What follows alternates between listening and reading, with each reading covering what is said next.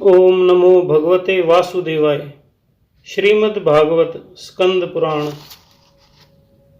तृतीय स्कंद। आज हम छठा और सातवां अध्याय पढ़ेंगे। पिछले अध्याय अर्थात पांचवें अध्याय में विदुर जी का प्रश्न और मैत्रेय जी के सृष्टि क्रम वर्णन जो कि अति महत्वपूर्ण था वो हमने जाना था। अब उसी के आगे का हिस्सा कि विराट शरीर की उत्पत्ति किस प्रकार हुई परम पुरुष की, उसके बारे में हम जानेंगे। जैसा कि भक्तों में ध्यान है कि विदुर जी महाभारत से पहले हस्तिनापुर छोड़कर चले गए थे और काफ़ी समय पश्चात वे घूमते घूमते उद्धव जी के पास गए और उनसे पूछा कि अंतिम ज्ञान श्री कृष्ण जी ने क्या दिया था आपको। तो उद्धव जी ने कहा कि आपको वह ज्ञान देने के लिए श्री मैत्रेय जी को कहा गया है, अतः आप गंगा जी के किनारे हरिद्वार क्षेत्र में मैत्रेय जी से मुलाकात करिए। और उस प्रकार विदुर जी मैत्रेय जी के पास पहुंच गए और उनसे अपने सवाल करने लगे। तो उस प्रश्नों के उत्तर में अत्यंत ज्ञान की बातें हो रही हैं और यही श्रीमद् भागवत पुराण का मुख्य उद्देश्य है कि आप इस ज्ञान को जानें, उसका मनन करें, उसका चिंतन करें और भगवान के प्रति प्रेम पैदा करें।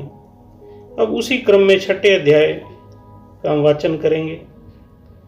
श्री मैत्रेय ऋषि जी ने कहा, मैत्रेय जी विदुर जी को कह रहे हैं, श्री मैत्रेय ऋषि जी ने कहा, सर्वशक्तिमान भगवान ने जब देखा कि आपस में संगठित न होने के कारण ये मेरी महतत्व आदि शक्तियां विश्व रचना के कार्य में असमर्थ हो रही हैं, तब वे काल शक्ति को स्वीकार करके एक साथ ही महतत्व अहंकार, पंचभूत, पंच तन्मात्रा और मन सहित 11 इंद्रियां इन 23 तत्वों के समुदाय में प्रविष्ट हो गए।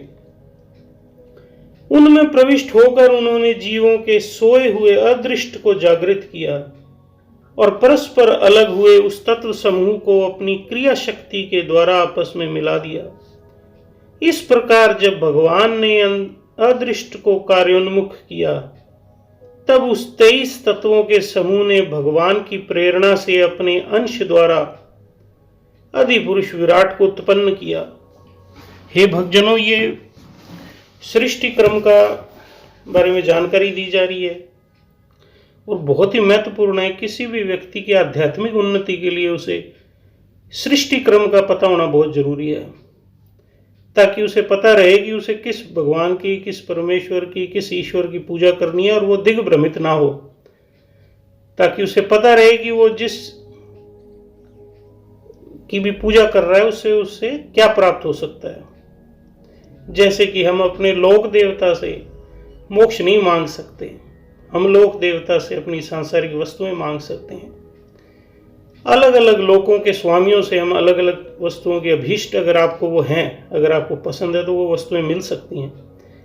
लेकिन यदि आपको मोक्ष या संपूर्ण ज्ञान चाहिए तो आपको परम पुरुष के पास जाना ही पड़ेगा। यहाँ उसी परम पुरुष को कभी ईश्वर, कभी जगदीश्वर, कभी नारायण इत्यादि अलग अलग नामों से जाना गया है। तो इसमें हम देख रहे हैं कि जब सर्वशक्तिमान भगवान ने यह देखा कि मेरी अलग अलग शक्तियां अभी भी इकट्ठी होने के बाद भी विश्व रचना नहीं हो पा रही है, तब वे स्वयं काल की शक्ति को स्वीकार करके उन सब के अंदर 23 तत्वों के समुदाय में प्रविष्ट हो गए और इस प्रकार अदृष्ट को जागृत किया। 23 तत्व में भगवतजनों महतत्व, अहंकार, 5 भूत, 5 तन्मात्राएं और मन और 11 इंद्रियां। अब आगे, इस प्रकार जब भगवान ने अदृष्ट को कार्योन्मुख किया तब उस 23 तत्वों के समूह ने भगवान की प्रेरणा से अपने अंश द्वारा अधिपुरुष विराट को उत्पन्न किया। अर्थात जब भगवान ने अंश रूप से अपने उस शरीर में प्रवेश किया तब वह विश्व रचना करने वाला महतत्व आदि का समुदाय एक दूसरे से मिलकर परिणाम को प्राप्त हुआ और इस तत्वों का परिणाम ही विराट पुरुष है जिसमें चराचर जगत विद्यमान है। जल के भीतर जो अंडरूप आश्रय स्थान था, उसमें वह हिरण्यमय विराट पुरुष संपूर्ण जीवों को साथ लेकर 1000 दिव्य वर्ष तक रहा। यह विश्व रचना करने वाले तत्वों का गर्भ था तथा ज्ञान, क्रिया और आत्म शक्ति से संपन्न था। इन शक्तियों से उसने स्वयं अपने 1 हृदय, 10 प्राण रूप और 3 आध्यात्मिक, आदि दैविक और आदि भौतिक विभाग किए। यह विराट पुरुष ही प्रथम जीव होने के कारण सब जीवों की आत्मा, जीव रूप होने के कारण परमात्मा का अंश और प्रथम अभिव्यक्त होने के कारण भगवान का आदि अवतार है। ये भगवतजनों, ये बात चल रही है ईश्वर के प्रथम अवतार के बारे में, जिसे कि यहाँ पर परम पुरुष कहा गया है, पुराण पुरुष भी कहा जाता है, विराट पुरुष भी कहा जाता है। यह संपूर्ण भूत समुदाय इसी में प्रकाशित होता है। यह अध्यात्म, अधिभूत और आदिदेव 3 प्रकार का, प्राण रूप से 10 प्रकार का और हृदय रूप से 1 प्रकार का है। फिर विश्व की रचना करने वाले महतत्व आदि के अधिपति श्री भगवान ने उनकी प्रार्थना को स्मरण कर उनकी वृत्तियों को जगाने के लिए अपने चेतन रूप तेज से उस विराट पुरुष को प्रकाशित किया और उसे जगाया। उसके जागृत होते ही देवताओं के लिए कितने स्थान प्रकट हुए, यह मैं बतलाता हूं, सुनो। श्री मैत्रेय जी बोले, विराट पुरुष के पहले मुख प्रकट हुआ, उसमें लोकपाल अग्नि अपने अंश वागिंद्रिय के समेत प्रविष्ट हो गए, जिससे यह जीव बोलता है। फिर विराट पुरुष के तालु उत्पन्न हुआ, उसमें लोकपाल वरुण और अंश रसनेन्द्रिय के सहित स्थित हुआ, जिससे जीव रस ग्रहण करता है। इसके पश्चात उस विराट पुरुष के नथुने प्रकट हुए, उसमें दोनों अश्विनी कुमार अपने अंश घ्राणेन्द्रिय सहित प्रविष्ट हुए, जिससे जीव गंध ग्रहण करता है। इस प्रकार जब उस विराट देह में आंखें प्रकट हुई, तब उनमें अपने अंश नेत्रों की इंद्रियों के सहित लोकपाल सूर्य ने प्रवेश किया, जिससे नेत्र इंद्रिय से पुरुष को विविध रूपों का ज्ञान होता है। फिर उस विराट विग्रह में त्वचा उत्पन्न हुई, उसमें अपने अंश त्वगिंद्रिय के सहित वायु स्थित हुआ, जिस त्वगिंद्रिय से जीव स्पर्श का अनुभव करता है। जब इसके कर्ण छिद्र प्रकट हुए, तब उनमें अपने अंश श्रवण इंद्रिय के सहित दिशाओं ने प्रवेश किया, जिस श्रवण इंद्रिय से जीव को शब्द का ज्ञान होता है। फिर विराट शरीर में चर्म उत्पन्न हुआ, उसमें अपने अंश रोमों के सहित औषधियां स्थित हुई, जिन रोमों से जीव खुजली आदि को अनुभव करता है। अब उसके लिंग उत्पन्न हुआ, अपने इस आश्रय में प्रजापति ने अपने अंश वीर्य के सहित प्रवेश किया, जिससे जीव आनंद का अनुभव करता है। फिर विराट पुरुष के गुदा प्रकट हुई, उसमें लोकपाल मित्र ने अपने अंश पायु इंद्रिय के सहित प्रवेश किया, जिससे जीव मल त्याग करता है। इसके पश्चात उसके हाथ प्रकट हुए, उनमें अपनी ग्रहण त्याग रूपा शक्ति के सहित देवराज इंद्र ने प्रवेश किया। इस शक्ति से जीव अपनी जीविका प्राप्त करता है। जब इसके चरण उत्पन्न हुए, हे भगवतजनों, ये उस प्रथम विराट पुरुष जिसको आत्माओं की आत्मा कहा गया, उसका विवरण बताया जा रहा है कि किस प्रकार उसने साकार रूप ग्रहण किया। इस विराट पुरुष के जब चरण उत्पन्न हुए, तब उनमें अपनी शक्ति और गति के सहित लोकेश्वर विष्णु ने प्रवेश किया। इस गति और शक्ति द्वारा जीव अपने गंतव्य स्थान पर पहुंचता है। फिर उसके बुद्धि उत्पन्न हुई, अपने स्थान में अपने अंश बुद्धि के सहित वाक्पति ब्रह्मा ने प्रवेश किया। इस बुद्धि शक्ति से जीव ज्ञातव्य विषयों को जान सकता है। फिर इसमें हृदय प्रकट हुआ, उसमें अपने अंश मन के सहित चंद्रमा स्थित हुआ। इस मन शक्ति के द्वारा जीव संकल्प और विकल्प आदि रूप विकारों को प्राप्त होता है। तत्पश्चात विराट पुरुष में अहंकार उत्पन्न हुआ। इस अपने आश्रय में क्रिया शक्ति सहित अभिमान रुद्र ने प्रवेश किया। इससे जीव अपने कर्तव्य को स्वीकार करता है। अब इसमें चित्त प्रकट हुआ, उसमें चित्त शक्ति के सहित महतत्व ब्रह्मा जी स्थित हुए।